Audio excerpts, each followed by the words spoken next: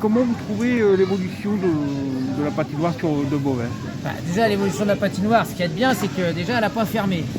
Et ça démontre aussi que c'est pas si énergivore que ça, parce qu'à titre privé, la famille qui s'en occupe ici, ils font beaucoup de choses à titre privé. Alors, ils travaillent beaucoup, hein, c'est toute la famille qui gère, la famille Elmaher, mais on voit que finalement, ils y arrivent. Ils arrivent à joindre tous les bouts. Alors, ça ne doit pas être facile tous les jours, surtout qu'après le Covid, ça a été compliqué.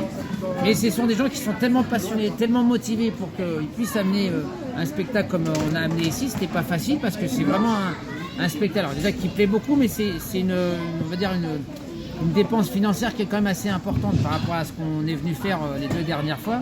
Là, il y a du matériel, il y a du jeu de lumière, il a installé une tribune. Donc en fait, on sent qu'ils ont envie de monter en évolution et puis en gamme de spectacles. Et à droite. Voilà. Alors quand je dis à gauche, hein, c'est à l'inverse de moi. Hein.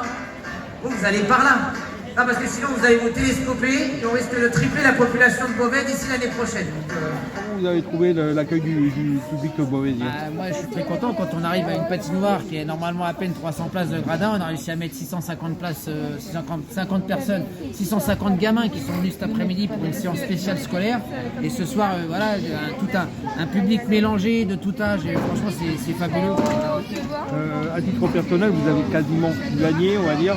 Vous avez subi 2 opérations au niveau des hanches. Vous avez toujours la passion, on voit vous éclatez vraiment sur la glace. Je crois que la passion, en fait, c'est surtout celle du public et de l'échange que j'ai avec le public qui me renvoie toujours de l'énergie. C'est peut-être pour ça que je continue aussi à me donner du mal à bouger. Et puis voilà, on est là. Après l'entraînement tous les jours, aujourd'hui, c'est vrai que ça devient difficile parce que j'ai pas forcément envie d'aller bouger si j'ai pas d'échéance. De toute façon, il faut que je préserve mon corps si je veux continuer encore quelques temps. Grâce à l'opération des 2 prothèses, aujourd'hui, je fais encore le saut périlleux. Ça me permet d'être encore un peu sur la glace, de faire un petit coucou, un petit tour de patin qui va bien, un peu de blabla, que les gens apprécient aussi mon humour, ma façon de parler. Donc, tant que ça marche dans ce sens-là, je continue. Et tant que je suis encore debout, on continue. Merci. Merci.